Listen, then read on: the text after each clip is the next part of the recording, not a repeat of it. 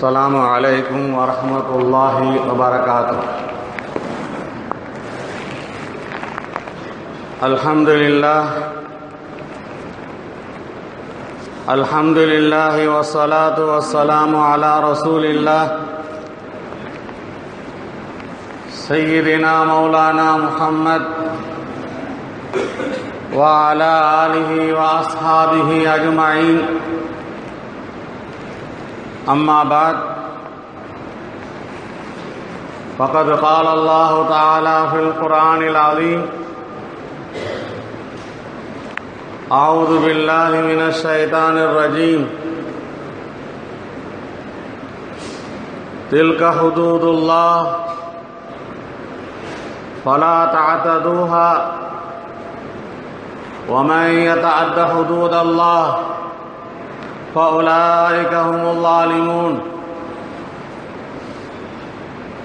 ومن يبتغ غير الإسلام دينا فلن يقبل منه. صدق الله مولانا العظيم.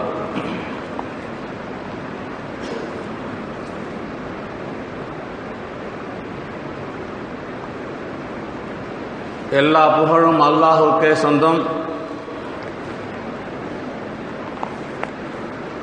அல்லாஹ்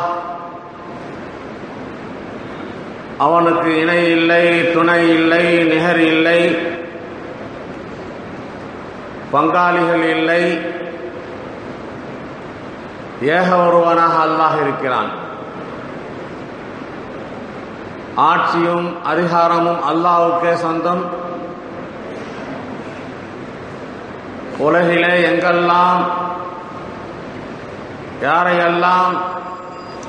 யாரெல்லாம் புகழ்கின்றார்களோ, புகழப்படுகிறதோ, அத்தனை புகழும் அல்லாஹ்வுக்கே சொந்தம். பேராற்றல் மிக்கவன் அல்லாஹ், பேரரசன் அல்லாஹ், அகிலத்தின் அதிபதி அல்லாஹ். அகில உலகத்தையும் படைத்து பாதுகாத்து பரிபாலனம் செய்பவன் அல்லாஹ். அந்த அல்லாஹுவை புகழ்ந்து, அந்த அல்லாஹுவை துதித்து, அந்த அல்லாஹ் தன்னுடைய இறுதி தூதராக, காத்தமுன் நபியீனாக, நற்குணத்தின் தாயகம் முஹம்மது ஸல்லல்லாஹு அலைஹி வஸல்லம் அவர்களை மனித இனத்திற்கு முன்மாதிரியாக, வழிகாட்டியாக அமைத்திருக்கிறான். அந்த நபியின் மீது ஸலவாத்து சொல்லி, சலாம் சொல்லி என்னுடைய வார்த்தைகளை தொடங்குகிறேன். அல்லாஹுவின் அடியார்களே, அல்லாஹுவை பயப்படுங்கள், அல்லாஹுவுக்கு கீழ்பணிந்து நடங்கள். நம்மை படைத்து பாதுகாப்பவன் அல்லாஹ். அல்லாஹுவுக்கு தெரியாமல் நாம் எதையும் செய்ய முடியாது. அல்லாஹுவுக்கு தெரியாமல் நான் எதையும் பேச முடியாது. நாம் செய்கின்றதை அல்லாஹ் பார்க்கிறான். நாம் பேசுவதை அல்லாஹ் கேட்கிறான். ரகசியமாக பேசினாலும் அல்லாஹ்வுக்கு தெரியும். குசுவென பேசினாலும் அல்லாஹ்வுக்கு தெரியும். மனிதர்கள் பார்க்கிறார்கள் என்பதற்காக எத்தனையோ பாவங்களை விட்டு பயந்து தவறிலிருந்து திருந்துகின்ற நாம், அல்லாஹ் பார்க்கிறான் என்ற அந்த எண்ணம் வராததின் காரணமாக எத்தனையோ பாவங்களை செய்து கொண்டிருக்கிறோம். எனவே நபி அவர்கள் எப்போது பயான் செய்தாலும் அல்லாஹுவை பயப்படுங்கள், அல்லாஹுவை பயப்படுங்கள். குர்ஆன் ஒரு விஷயத்தை சொன்னால், ஒரு விஷயத்தை சொல்லி முடித்தால், வத்தகுல்லாஹ் இத்தகுல்லாஹ், அல்லாஹுவை பயப்படுங்கள் என்று அடிக்கடி சொல்லும், உங்கள் விஷயத்தில் அல்லாஹுவை பயப்படுங்கள், உங்கள் பிள்ளை குட்டிகள் விஷயத்தில் அல்லாஹுவை பயப்படுங்கள், உங்களுடைய குடும்பத்தின் விஷயத்தில் அல்லாஹுவை பயப்படுங்கள், உங்களுடைய அனைத்து காரியங்களிலும் அல்லாஹுவை பயப்படுங்கள், உங்களுடைய எல்லா நிலைமைகளிலும் அல்லாஹுவை பயப்படுங்கள். அப்போதுதான் நாம் வெற்றி பெற முடியும், நல்ல மனிதர்களாக வாழ முடியும். இந்த அல்லாஹுடைய பயம் இல்லாமல் வேறு எதை கொண்டும் மனிதனை திருத்த முடியாது, மனிதர்கள் திருந்த முடியாது. மனிதர்கள் திருந்துவதற்குண்டான ஒரே வழி அவருடைய உள்ளத்தில் அல்லாஹுவை பற்றி, அல்லாஹுடைய குதிரத்தை பற்றி, அல்லாஹ் நமக்கு செய்திருக்கின்ற நேமத்துகளை பற்றி சொல்லி சொல்லி அல்லாஹுடைய மகத்துவத்தை மனதிலே ஏற்றி அல்லாஹுவை கண்ணியப்படுத்தக்கூடியவர்களாக, குறிப்பாக ஆக குறைந்தது முஸ்லிம்களையாவது ஆக்க வேண்டும். அப்போது தான் முஸ்லிம்களாக வாழ்வார்கள். அன்பானவர்களே, அல்லாஹ் ஏதோ நம்மை படைத்து சாப்பிடுவதற்காக உணவு பண்டங்களை, உணவு தானியங்களை படைத்து எப்படியோ நீங்கள் வாழ்ந்து கொள்ளுங்கள் என்று விட்டுவிடவில்லை. மாறாக எப்படி வாழ வேண்டும் என்ற சட்டங்களை, நியதிகளை, வரம்புகளை அல்லாஹ் அவனுடைய புறத்திலிருந்து தன்னுடைய தூதர்களை தேர்ந்தெடுத்து வழிகாட்டிகளாக ஆக்கி நம்மை வாழச் செய்திருக்கிறான். ஆம், இஸ்லாம், இன்னத்தீன இன்தல்லாஹில் இஸ்லாம், அல்லாஹுவால் அங்கீகரிக்கப்பட்ட மார்க்கம் இஸ்லாம், அல்லாஹுவால் கொடுக்கப்பட்ட இறக்கப்பட்ட மார்க்கம் இஸ்லாம். வமன் யப்தகி கைரல் இஸ்லாமி தீனா, யார் இஸ்லாம் அல்லாததை தீனாக, தன்னுடைய வாழ்க்கை நெறியாக, தன்னுடைய வாழ்க்கையாக, தன்னுடைய இபாதத்தை ஆக்கிக் கொண்டார்களோ ஃபலன் யுக்பல மின், அவர்களுடைய எந்த செயலும் எந்த இபாதத்தும் ஏற்றுக்கொள்ளப்பட மாட்டாது. ஃபலன் யுக்பல மின் வஹுவ ஃபில் ஆখিরাতি மினல் காசிரீன், மறு உலகிலே அவர்கள் பெரும் நஷ்டத்தில் இருப்பார்கள் என்று அல்லாஹு ஜல்ல ஷானுஹு வ தஆலா குர்ஆனில் கூறியிருக்கிறான். அந்த இஸ்லாம் அது வெறுமனே தொழுகையை கற்றுக் கொடுக்கும் மார்க்கம் அல்ல, நோன்பை பற்றி பேசும் மார்க்கம் அல்ல, அல்லது ஜக்காத்தை பற்றி மட்டும் பேசும் மார்க்கம் அல்ல. இப்படியாக மனிதன் சில வணக்க வழிபாடுகளை செய்துவிட்டு அவனுடைய உலக வாழ்க்கையை எப்படி வேண்டுமானாலும் நடத்தி கொள்ளலாம் என்ற அந்த சுதந்திர நிலையை விட்டுவிடவில்லை. மாறாக ஒவ்வொன்றுக்கும் ஒரு முறையை கற்றுக் கொடுத்து சட்டங்களை உண்டாக்கி இன்னது ஹலால் இன்னது ஹராம் என்று சொல்லி ஒரு மனிதன் அவனுடைய 24 மணி நேர வாழ்க்கையும் எப்படி இருக்க வேண்டும் என்பதை அல்லாஹ் இஸ்லாமாக ஆக்கியிருக்கிறான், அல்லாஹ் இபாதத்தாக ஆக்கியிருக்கிறான். அன்பானவர்களே, மற்றவர்களெல்லாம் தங்களுடைய மதத்தின் கண்ணோட்டத்தில் ஏதோ அவர்களுடைய அந்த வணக்க ஸ்தலங்களில் சென்று சில மணி நேரங்கள் அல்லது சில நிமிடங்கள் அவர்களுடைய மதத்தின் பிரகாரம் வணங்கிவிட்டால் அவர்கள் நல்லவர்களாக ஆகிவிடுவார்கள், அதுதான் வணக்கம் என்று நினைத்து கொண்டு நம்மையும் அவர்கள் அதோடு ஒப்பிட்டு உங்கள் இஷ்டத்திற்கு விருப்பத்திற்கு தொழுங்கள், நோன்பு நோருங்கள், ஜகாத்து கொடுங்கள், ஹஜ் செய்யுங்கள், அதையெல்லாம் நாங்கள் எங்கே தடுக்கிறோம்? நாங்கள் மற்ற விஷயங்களில் எல்லோருக்கும் பொதுவான சட்டங்கள் வேண்டும், அவரவரும் அவரவருடைய மதத்தின் பிரகாரம் வணங்கலாம், தன்னுடைய இறைவனை துதிக்கலாம், புகழலாம். ஆனால் வாழ்க்கை முறை என்று வந்துவிட்டால் அங்கே மதம் தலையிடக்கூடாது, மத சுதந்திரம் என்பது வேறு, மத உரிமை வேறு என்றெல்லாம் சொல்லிக்கொண்டு அலைகின்றார்கள். தாங்கள் எல்லாம் அறிந்திருப்பீர்கள், சமீப காலமாக, சமீப மாதங்களாக இந்தியா முழுவதும் பொது சிவில் சட்டம் என்ற ஒரு நிலையை இஸ்லாம் அவர்களுக்காக உண்டான முஸ்லிம்களுடைய சட்டம் அது புறக்கணிக்கப்பட வேண்டும், இந்திய குடிமக்கள் அனைவருக்கும் ஒரே சட்டம் ஒரே வாழ்க்கை முறை என்ற ஒரு நிலையை உண்டாக்கி முஸ்லிம்களுக்கு மத்தியில் ஒரு பயத்தை உண்டாக்கி வைத்திருக்கிறார்கள். என்ன நடக்குமோ, ஏது நடக்குமோ, எப்போது நடக்குமோ என்று. நம்முடைய உலமாக்கள், பெரிய மனிதர்கள் எல்லாம் இந்த மோடி அரசு, இந்த சங்கு பரிவார் அரசு, இந்த பிஜேபி அரசு முஸ்லிம்களை போருக்கு அழைக்கிறது, முஸ்லிம்களை நோக்கி போர் பிரகடனம் செய்திருக்கிறது என்று அறிவிப்பு செய்திருக்கிறார்கள்.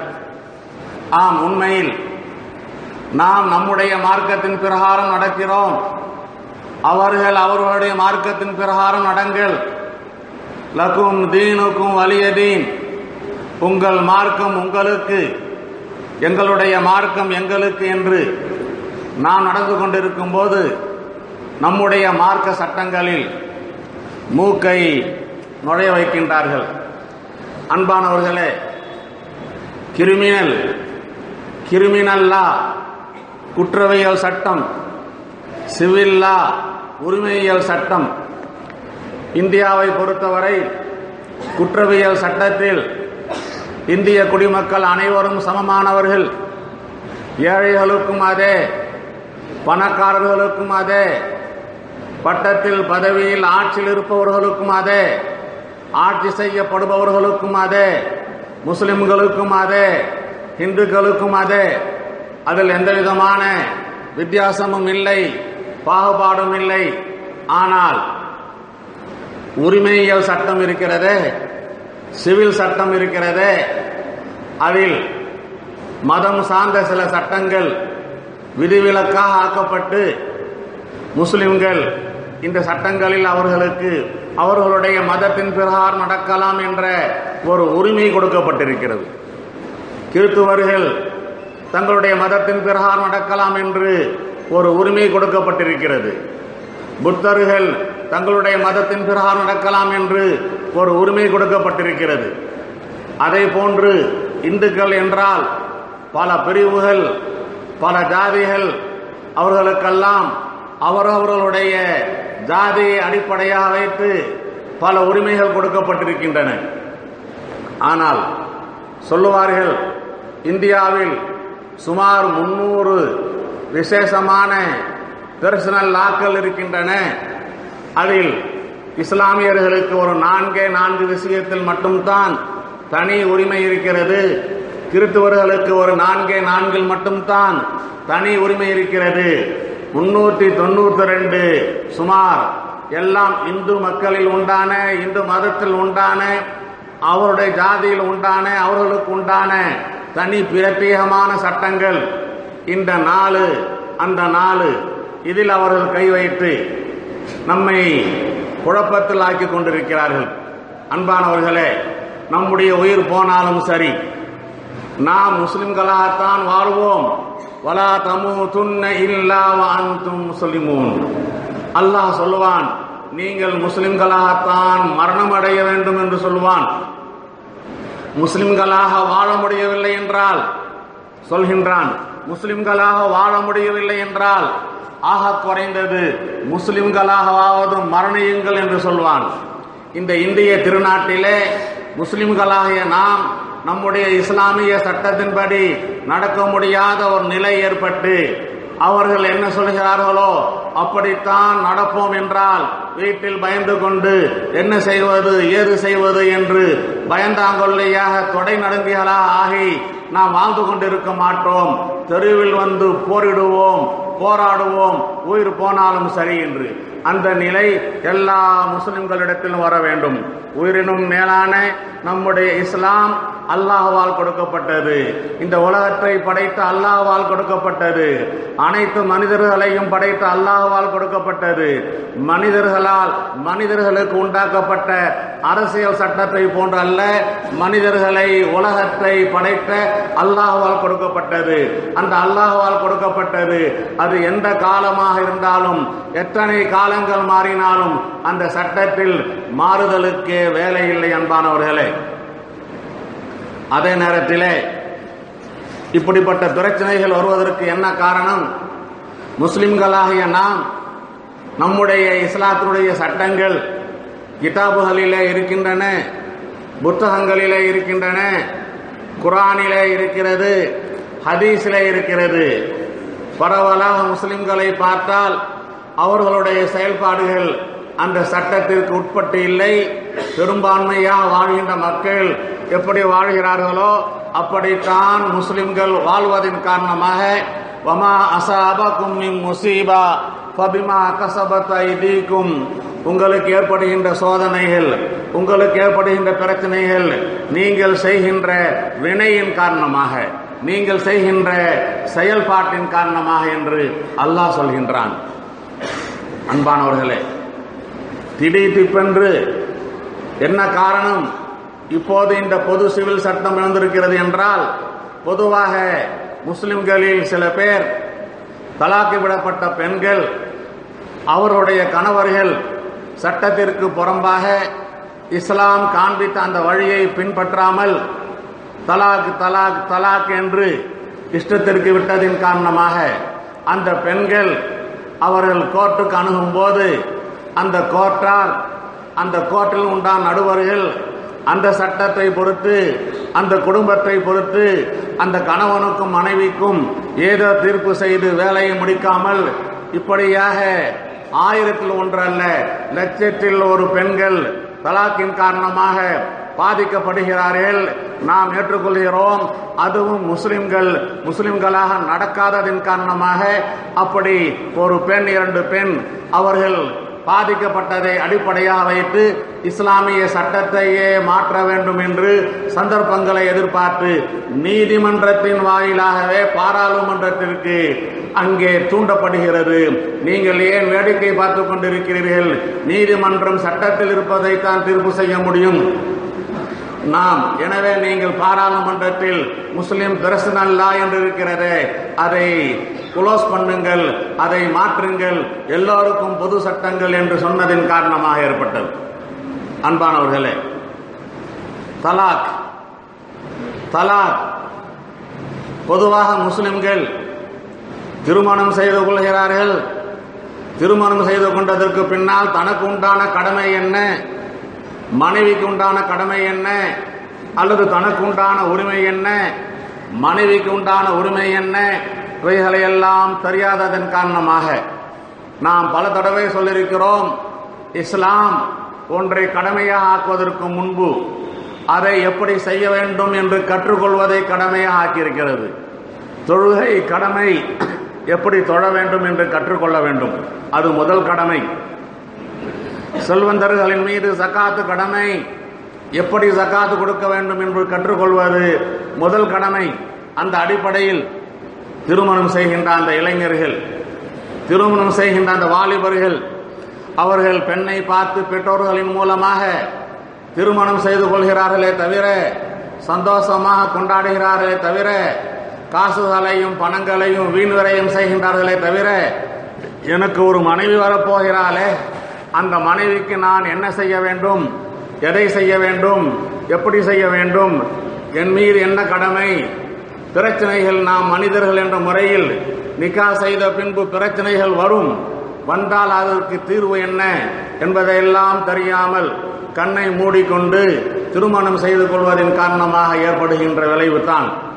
எனவே மனித இயல்பின் பிரகாரம் திருமணம் முடித்ததற்கு பின்பு, அன்பானவர்களே, நிறைய கணவர்கள் நாம் காசியாக இருப்பதன் காரணமாக வருகின்ற வழக்குகளை பார்க்கும்போது மனைவிக்கு செய்ய வேண்டிய அந்த உரிமைகளில் கணவர்கள் குறை வைப்பதின் காரணமாக நிறைய பெண்கள் பாதிக்கப்பட்டு அவர்கள் வழக்கு தொடர்கிறார்கள். அன்பானவர்களே, எதற்கெடுத்தாலும் தலாக், அவசரத்தில் தலாக், ஆத்திரத்தில் தலாக், கோபத்தில் தலாக், இப்படியாக அவசரப்பட்டு தலாக் விடுகிறார்கள். இஸ்லாம் இதை தடுக்கிறது. அதுவும் தலாக் தலாக் தலாக் முத்தலாக் என்று ஒரே சிட்டிங்கில், ஒரே மஜ்லிஸில், ஒரே சந்தர்ப்பத்தில் சொல்லி முடித்து விடுகிறார்கள். சொல்லி முடித்துவிட்டு கொஞ்ச நேரத்திற்கு பின்பு அந்த தலாக்கு சொன்ன அவர்களுக்கே அழுகையும் வருகிறது, கவலையும் படுகிறார்கள். ஏதோ கோபத்தில் சொல்லிவிட்டேன், வழி இருக்கிறதா என்று கேட்கிறார்கள். அன்பானவர்களே, கோபத்தில் சொல்ல வேண்டிய விஷயமா இது? எனவே அல்லாஹ் சொல்கின்றான், நீங்கள் திருமணம் முடித்து கணவன் மனைவியாக ஆகிவிட்டீர்கள் என்றால் மனித இயல்பின் பிரகாரம் உங்களிடத்திலும் தவறுகள் இருக்கும், உங்களுடைய மனைவிகளிடத்திலும் தவறுகள் இருக்கும். அந்த தவறுகளை நீங்கள் தீர்வு காணுவதற்காக முயற்சி செய்ய வேண்டும். தீர்த்து கட்டுவதற்காக பிரச்சனைகள் வந்தவுடன் எப்படியாவது இந்த மனைவியை தீர்த்து கட்ட வேண்டும் என்று முடிவு செய்து விடாதீர்கள். தீர்வு காண வேண்டும் என்பதற்காக நீங்கள் முயற்சி செய்யுங்கள். லகத் ஷர அல் இஸ்லாம் அலாகத்து ஸவாஜ் லிதபுகா லா லிதஃப்னா வலிததூம லா லிதன்கதிஅ. இஸ்லாம் இந்த கணவன் மனைவியின் உறவை அது நிரந்தரமாக இருக்க வேண்டும் என்பதற்காக உண்டாக்கி இருக்கிறதே தவிர உடனே முறித்து கொள்ள வேண்டும் என்பதற்காக அல்ல, அங்கே துண்டிப்பாக வேண்டும் என்பதற்காக அல்ல.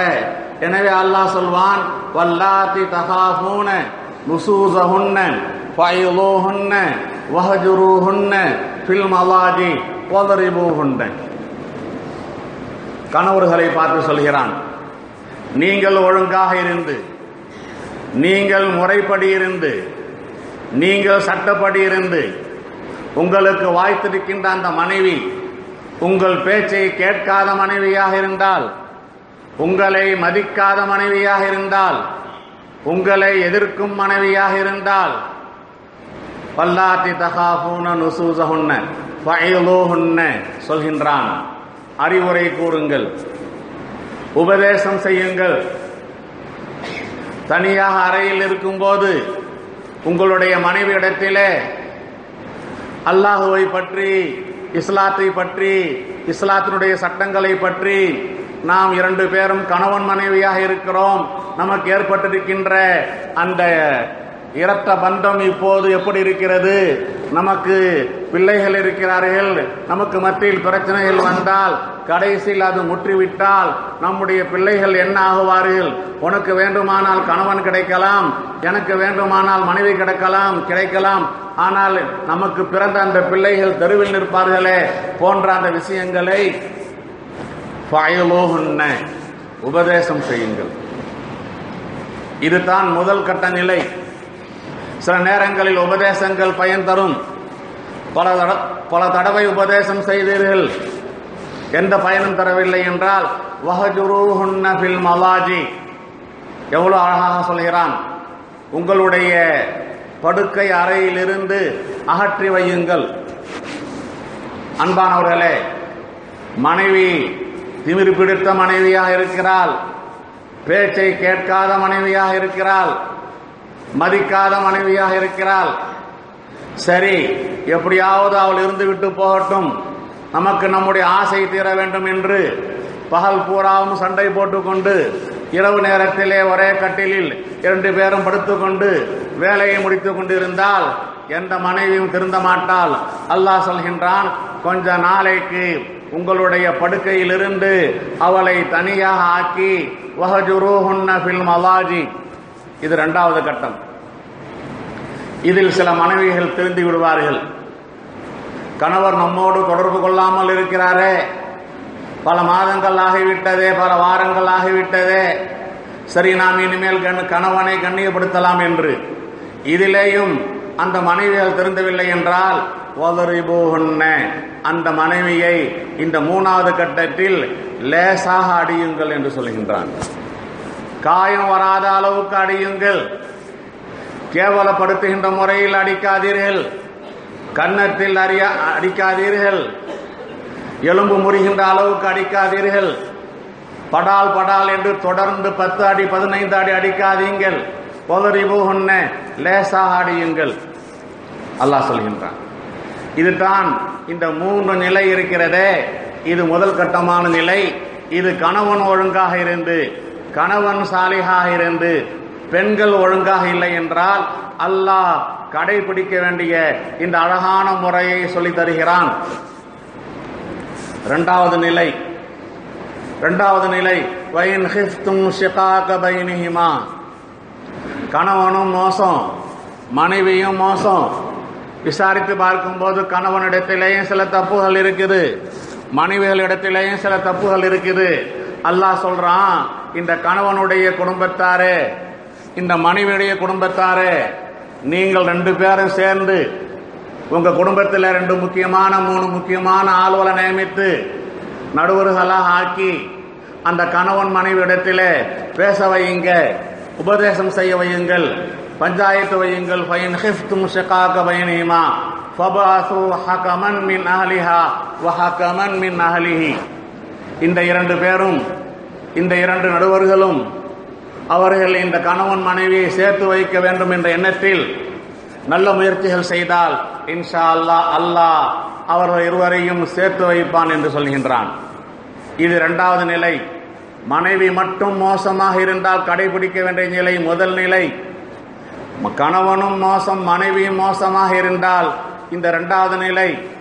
இந்த நிலைக்கெல்லாம் அப்பால் இதற்கு பின்னாலேயும் 2 குடும்பத்தாரும் ஒன்று சேர்ந்து விட்டார்கள். ஊருக்கும் பஞ்சாயத்து வந்தது. பஞ்சாயத்து வந்ததற்கு பின்னால் அங்கேயும் தீர்வு கிடைக்கவில்லை. அப்பொழுதுதான் தலாக் இருக்கிறதே, அந்த தலாக்கை பயன்படுத்துவதற்குண்டான சந்தர்ப்பத்தை அல்லாஹ் கொடுக்கிறான். அந்த சந்தர்ப்பத்தில் கூட நாம் உனக்கு கொடுத்திருக்கின்ற அந்த தலாக்குடைய அந்த பவர் இருக்கிறதே, கணவனை பார்த்து சொல்கிறான். ஏனென்றால் ஆகமாக ஆக்கி வைத்துவிட்டு அது அல்லாஹ்வுக்கு கோபமானது என்று பெருமானார் சொல்வார்கள். அபுகதுல் ஹலால் அத்தலாக், ஹலாலாக்கப்பட்ட விஷயங்களில் அல்லாஹ்வுடைய கோபத்தை ஈட்டி தரக்கூடியது தலாக் என்று. காரணம், அந்த தலாக்குடைய உரிமையை நிறைய கணவர்கள் அவர்கள் ராங்கா பயன்படுத்துவதன் காரணமாக அல்லாஹ்வுடைய கோபத்திற்குத்தான் ஆளாகின்றார்கள். ஒரே ஒரு தலாக்கை பயன்படுத்துங்கள். 3 தலாக்கும் ஒட்டுமொத்தமாக ஒரே நேரத்தில் நாம் பயன்படுத்துவதற்காக கொடுக்கவில்லை. 3 சந்தர்ப்பங்களில் 3 காலங்களில் அந்த தலாக்கை பயன்படுத்தி நீங்கள் இருவரும் திருந்தி வாழ, அன்போடு வாழ ஒரு வாய்ப்பை ஏற்படுத்தியிருக்கிறோம். எனவே உங்களுக்கு பிரச்சனைகள் ஏற்பட்டால் ஒரே ஒரு தலாக்கை பயன்படுத்துங்கள்.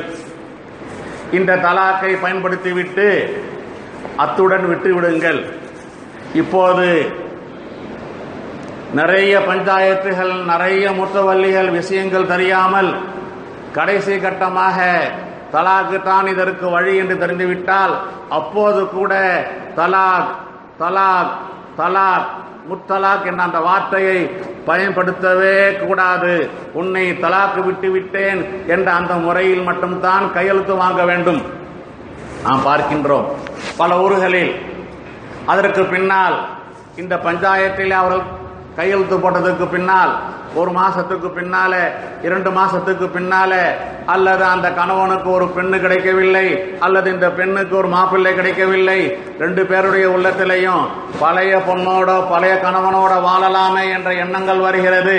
ஆனால் முத்தலாக்கில் கையெழுத்து போட்டு விட்டோமே, நாம் என்ன செய்வது என்று விழித்துக் கொண்டிருக்கிறார்கள்.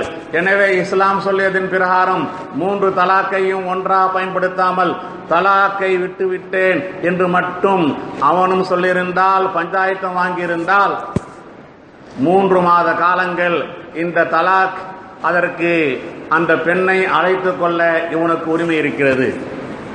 தலாக்கு விட்ட அந்த பெண்ணை திரும்பவும் சேர்ந்து வாழ்வதற்கு பெண்ணோட இந்த கணவனுக்கு உரிமை இருக்கிறது. அன்பானவர்களே, ஏனென்றால் ஆத்திரத்தில், அவசரத்தில், கோபத்தில் அல்லது வெளிநாட்டில் இருந்து கொண்டு யாரோ சொல்கிறார்கள் என்று கேட்டு அதற்கு பின்னால் பார்த்தால் அது புரளியாக அவதூறாக இருக்கிறது என்று வருத்தமடைகிறான். இதற்கெல்லாம் ஒரு நல்ல வாய்ப்பு. முத்தலாக்கை விடாமல் ஒரே ஒரு தலாக்கை மட்டும் பயன்படுத்துங்கள். எந்த காரணத்தை கொண்டும் முத்தலாக்கை பயன்படுத்தாதீர்கள் சொல்லுவார்கள் நம்முடைய இமாம்கள். நியாயமான காரணங்கள் இருந்தாலும், தலாக் விடுவதற்கு உண்டான தகுதி கணவனுக்கு இருந்தாலும் கூட அவன் ஒரு தலாக்கை விடாமல் 3 தலாக்கையும் ஒன்றாக விட்டுவிட்டால் அவன் பெரும் குற்றவாளி, அல்லாஹ்வுடைய கோபத்திற்கு ஆளானவன் என்று. ஒரு தலாக்கை கொண்டு போதுமாக்கிக் கொள்ள வேண்டிய விஷயத்தை 3 தலாக்கை கொண்டு எதற்காக போதுமாக்க வேண்டும், எதற்காக குளோஸ் பண்ண வேண்டும்? எனவே ஒரே ஒரு தலாக்கை விடுங்கள். இந்த 3 மாத காலத்திலே திரும்பவும் கணவன் மனைவியாக வாழ்வதற்குண்டான சான்ஸ் இருக்கிறது, சந்தர்ப்பம் இருக்கிறது. 3 மாதமும் முடிந்து விட்டது, 3 மாதமும் முடிந்து விட்டது. இந்த 3 மாத காலத்திலே அவர்கள் திரும்பவும் மனைவியை மீட்டிக் கொள்ளவில்லை. 4வது மாசத்திலே 5வது மாசத்திலே எண்ணம் வருகிறது, நாம் திரும்பவும் வாழலாமே என்று. இஸ்லாம் சந்தர்ப்பம் கொடுக்கிறது, வாழலாம் நீ. ஆனால் புதிதாக மகர் கொடுத்து, புதிதாக 2 பேரை சாட்சியாக வைத்து நீ கல்யாணம் செய்து கொண்டு அதே பெண்ணை நீ திரும்பவும் வாழலாம் என்று இஸ்லாம் கூறுகிறது. இப்போது தலாக்கு விட்டு விட்டேன், இப்போது வருத்தமாக இருக்கிறது என்றெல்லாம் முத்தலாக்கு விட்டவர்கள் அழுகின்றார்களே, ஆத்திரப்படுகின்றார்களே, இஸ்லாத்துடைய சட்டம் எவ்வளவு முரட்டாக இருக்கிறது என்று கூறுகிறார்களே. முரட்டாக இஸ்லாத்துடைய சட்டங்கள் இல்லை, பயன்படுத்திய நீங்கள் அதை ராங்காக பயன்படுத்தியதன் காரணமாக அது முரட்டாக ஆகிவிட்டது. எனவே இந்த விஷயங்கள் அன்பானவர்களே இப்போது உங்களுடைய காதில் விழுகிறதே, இதை எல்லோருக்கும் சொல்லுங்கள், எல்லா இளைஞர்களுக்கும் சொல்லுங்கள், எல்லா புது மாப்பிள்ளைகளுக்கும் சொல்லுங்கள். தலாக் என்ற அந்த விஷயம் இருக்கிறதே, அது ஒரே ஒரு தலாக்கை தான் பயன்படுத்த வேண்டும். ஒரு தலாக்கை பயன்படுத்தி அந்த 3 மாத காலத்திற்குள் சேர்ந்து வாழலாம். 3 மாதத்திற்கு பின்னால் திரும்பவும் கல்யாணம் செய்து கொண்டு வாழலாம். அதற்கு பின்னால் 5 வருஷத்துக்கு பின்னாலேயோ 10 வருஷத்துக்கு பின்னாலேயோ பழைய மாதிரி நம்முடைய மனைவி கிறுக்கு செய்தால், கேடு செய்தால், அப்போது 2வது தலாக்கை பயன்படுத்தலாம். அதற்குத்தான் மனிதனுடைய வாழ்க்கை நேற்று போல் இன்று இருக்காது, இன்று போல் நேற்று இருக்காது. சில நேரங்களில் கீழ்ப்பணிந்து வருவார்கள், வந்ததற்கு பின்னால் பழைய நிலைக்கு ஆளாகுவார்கள். எனவே திரும்பவும் ஒரு வாய்ப்பை கொடுக்கிறது. சரியாக வரவில்லை என்றால் 2வது தலாக்கை அப்போது பயன்படு. எப்போது? முதல் தலாக்கை விட்டு அதற்கு பின்னால் வாழ்ந்து விட்டு 2 மாதமாக இருக்கட்டும், 2 வருடமாக இருக்கட்டும், அல்லது 20 வருடமாக இருக்கட்டும் அன்பானவர்களே, அப்போது 2வது தலாக்கை. அதற்கு பின்னாலேயும் அதே பெண்ணுடன் திரும்பி வாழ்வதற்கு 3 மாசத்துக்குள்ளால் அனுமதி உண்டு. 3 மாசம் கழிந்ததற்கு பின்னால் புதிதாக திருமணம் செய்து கொண்டு வாழ்வதற்கு அனுமதி உண்டு. இந்த 2 தலாக்குக்கு பின்னால் வாழ்ந்து கொண்டிருக்கும் போது பிரச்சனைகள் ஏற்பட்டால் அதை தீர்க்கவே முடியாது என்றால் கடைசியில் 3வது தலாக்கை விட்டுவிட்டு இனிமேல் சேர்ந்து வாழ்வதற்கு உண்டான வழி அடைக்கப்பட்டுவிடும், இல்லவே இல்லை என்று. இந்த முறையை கையாண்டால் எங்காவது எந்த பெண்ணாவது கோர்ட்டுக்கு போகுவாளா?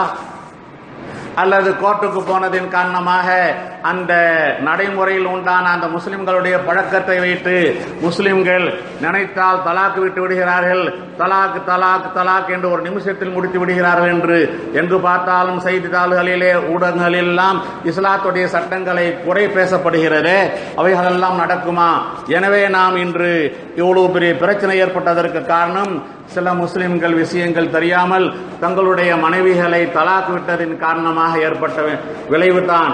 எனவே இந்த நேரத்தில் வாலிபர்களாகிய குறிப்பாக இளைஞர்களுக்கு சொல்கிறோம், நல்ல முறையில் வாழ்வதற்காகத்தான் திருமணம் முடித்து வைக்கப்படுகிறது. எனவே தலாக்குடைய சிந்தனையே வரக்கூடாது. தலாக்குடைய சிந்தனை முதல் கட்டம் முடிந்து 2வது கட்டம் முடிந்து 3வது கட்டத்தில் தான். அப்போது கூட முத்தலாக்கை பயன்படுத்தாதீர்கள், 3 தலாக்கையும் ஒரே நேரத்தில் பயன்படுத்தாதீர்கள். ஒரே ஒரு தலாக்கை சொல்லுங்கள்.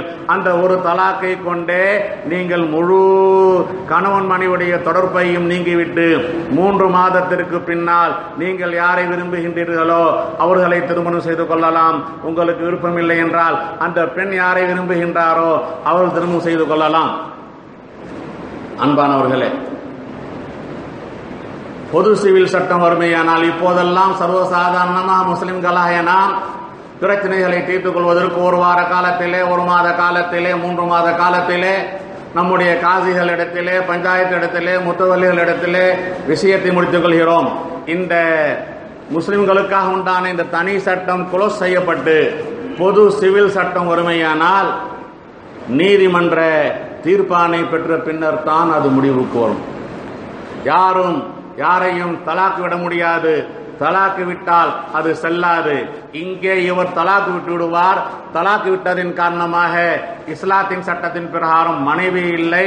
ஆனால் கோர்ட்டு சொல்லும் நீ சேர்ந்து தான் வாழ வேண்டும் என்று. காரணம், நீ விட்ட தலாக் செல்லாது. நீ தானாகவே விட்டு விட்டாய். எங்கள் முன்னால் வந்து விட்டு வழக்கு தொடர்ந்து நீதிமன்ற தீர்ப்பானை பெற்ற பின்னரே அது முடிவுக்கு வரும். நீதிமன்ற தீர்ப்பானை என்றால் அது 1 மாதத்தில் முடியக்கூடியதல்ல, 3 ஆண்டுகளில் முடியக்கூடியதல்ல. அன்பானவர்களே, சில சமயங்களில் நீதிமன்ற தீர்ப்பு பெறுவதற்கு இது உண்மையான விஷயங்கள் 20 ஆண்டு காலம், 30 ஆண்டு காலம், 40 ஆண்டு காலம். நேற்று முந்தா நாள் ஒரு ஆலிம் வந்தார். அவருடைய ஊரிலே ஒரு கணவர் தன்னுடைய மனைவியை தலாக் விடுவதற்காக நீதிமன்றத்தை தொடர்பு கொண்டார். சட்டங்கள் இல்லாமல் இருக்கும் போதே இதுவரை 15 ஆண்டுகள் ஆகிவிட்டது. அந்த நீதிமன்ற தீர்ப்பு கிடைக்கவே இல்லை. வாய்தாவுக்கு மேல் வாய்தா, வாய்தாவுக்கு மேல் வாய்தா என்று சென்று கொண்டே இருக்கிறது. இன்னொருவர் வந்தார், 23 வாய்தாவுக்கு சென்றிருக்கிறேன், எந்த வாய்தாவிலும் கணவன் வருவதே இல்லை. அப்படியே வந்து 3வது வாய்தாவில் அவருடைய வக்கீல் சொல்வார், என்னுடைய அந்த அவருக்கு உடம்பு சரியில்லை என்று, இப்படியாக நான் அலைந்து கொண்டிருக்கிறேன் என்று. இந்த நிலைத்தான் முஸ்லிம்களாகிய நமக்கு. ஆனால் அன்பானவர்களே, இந்த நிலை முஸ்லிம் அல்லாத மற்றவர்களுக்கு இருந்து கொண்டிருக்கிறது. ஏனென்றால் அவர்களை பொறுத்தவரை அவர்களுடைய மதத்தில் தலாக்குக்கு வேலையே இல்லை.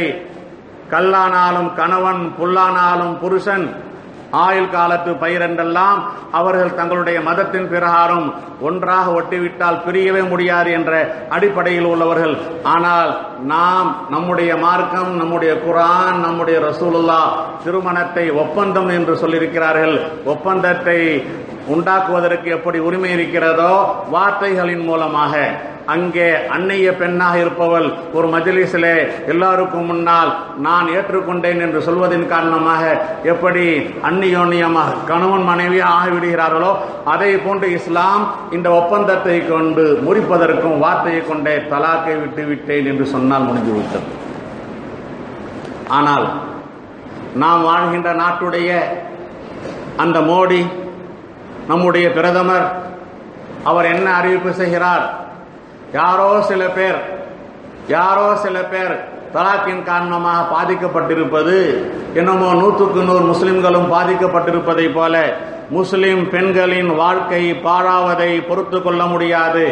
மோடி பேசுகிறார், முஸ்லிம் பெண்களின் வாழ்க்கை பாழாவதை பொறுத்து கொள்ள முடியாது, அவர்களது உரிமை பாதுகாக்கப்படும் என்று சொல்கிறார். என்ன அக்கறை!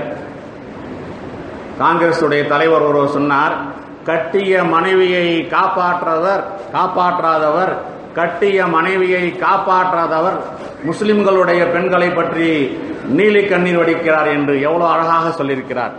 அன்பானவர்களே, அவர்களுடைய வீட்டிலே அவருடைய மனைவியை வாழ வைக்காத ஒருவர் முஸ்லிம் பெண்களுக்காக நாம் வேடிக்கை பார்த்து கொண்டிருக்க முடியாது, எங்களால் பொறுத்து கொள்ள முடியாது, அவர்களது உரிமை பாதுகாக்கப்படும் என்று சொல்லியிருக்கிறார்.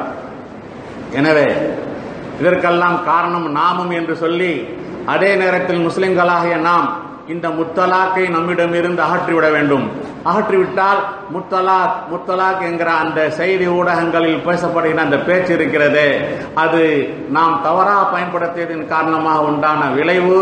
எனவே நாம் அல்லாஹுடைய சட்டத்தை, பெருமானார் ஸல்லல்லாஹு அலைஹி வஸல்லம் அவர்கள் காண்பித்த அந்த வழிமுறையை பின்பற்றி கடைசி கட்டத்தில் நிர்பந்தமான அந்த காலகட்டத்தில் தலாக் விட வேண்டும், வேறு வழியே இல்லை என்றால் ஒரே ஒரு தலாக்கை இந்த காரணத்திற்காக அல்லது காரணங்களை சொல்லி உன்னை தலாக்கு விட்டு விட்டேன் என்று சொல்லி முடித்து விடுங்கள், கையெழுத்து போட்டு அனுப்பிவிடுங்கள்.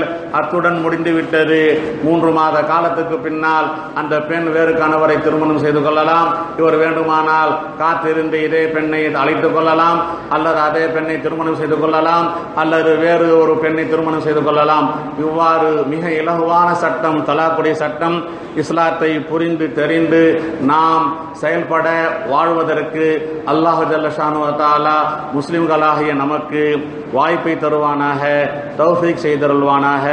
இஸ்லாத்திற்கு மாற்றமாக இஸ்லாமிய சட்டங்களை அழிப்பதற்கு எந்த அரசு முடிவு செய்து கொண்டிருக்கிறதோ, முயற்சி செய்து கொண்டிருக்கிறதோ, அந்த அரசை அல்லாஹ் ஜல்ல ஷானு வ தஆலா சின்ன பின்னமாக ஆக்குவானாக. அவர்களுக்கு மத்தியில் உண்டான ஒற்றுமையை கொலைக்க செய்வானாக, அவர்களை சீரழிக்க செய்வானாக.